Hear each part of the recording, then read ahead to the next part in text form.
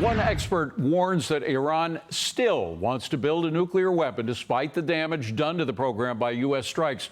Retired four-star General Jack Keane joins me now. General, great to see you. Thank you for being here. Could Iran start rebuilding its nuclear program without us knowing about it?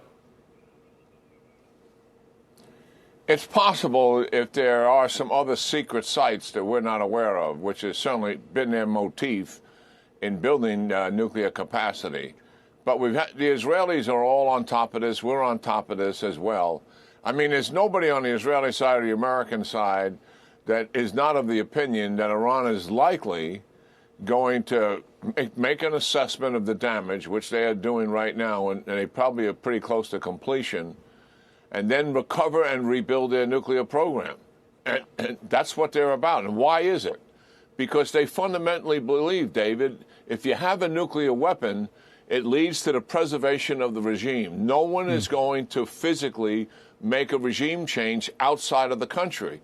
They look at Saddam Hussein, believe he would still be in power if the Israelis had not taken down his nuclear capability back in the 1980s. They look at Gaddafi, believe he would still be in power if he didn't voluntarily give up his program to the United States, his nuclear program, that is. So that's where they are. And we have to understand that.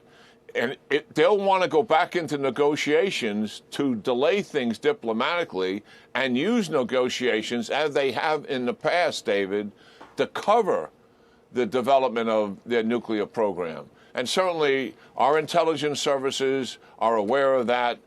Prime Minister Netanyahu is aware of that, and so is President Trump.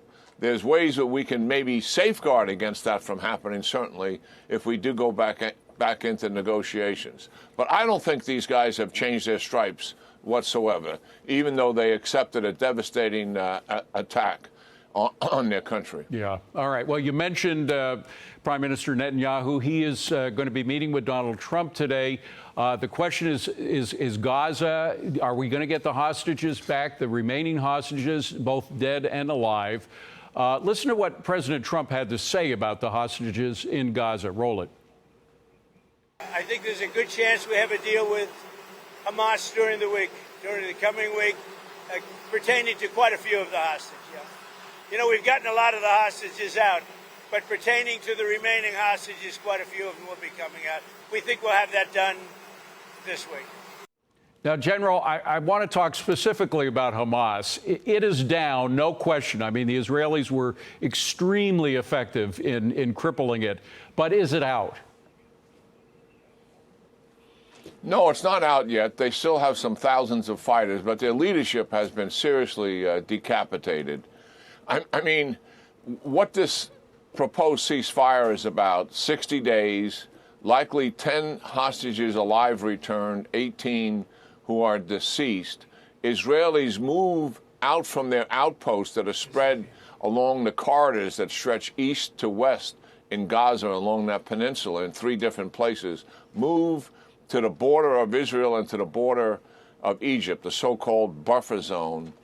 And then I think the thing that has held up the announcement of this ceasefire, they wanted to do it as a result of the meeting with the president and the prime minister today, but it's Hamas, as usual, who has challenges. What they're most concerned about is they want an end of war. In other words, they want Israel to stop the fighting and get out of Gaza. That is where they are.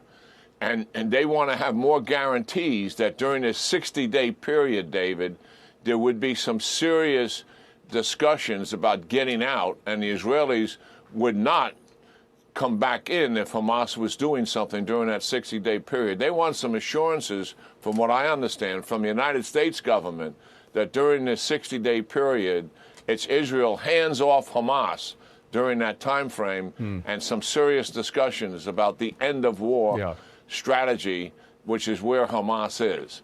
So, yes, the hostages, once again, being used as leverage here by Hamas. We knew that. That's why they took them, back on October the 7th.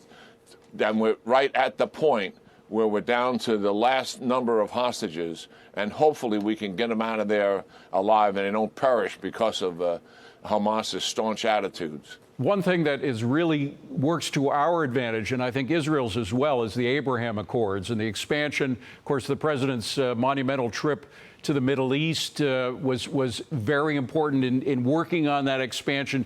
Is it conceivable that the existence of the Abraham Accords could force Gaza to be, at the very least, not an obstacle to peace in Gaza? Yeah, well, I think the Abraham Accords, the initiative was started during the Trump first administration. Jared Kushner, his son-in-law, led the effort on that, supported vigorously by President Trump. And certainly normalization with Israel is right there at the top of their list as a result of establishing some kind of peace and stability first. It's hard to imagine normalization taking place if the war in Gaza is still raging. The Arabs would likely not make a move in that direction. But look, at everybody in the region is fed up with Hamas. They have a rejectionist attitude. They want a one-state solution.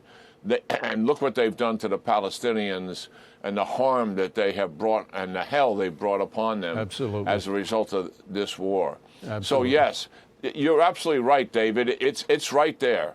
And I think there will be a vigorous effort on the part of the administration, along with the Israelis, because obviously they're very interested in this, to make that happen, certainly, in the months succeeding some kind of permanent ceasefire. Let us pray. General Jack Keane, great to see you, General. Thank you so much. Appreciate it. Have a good week.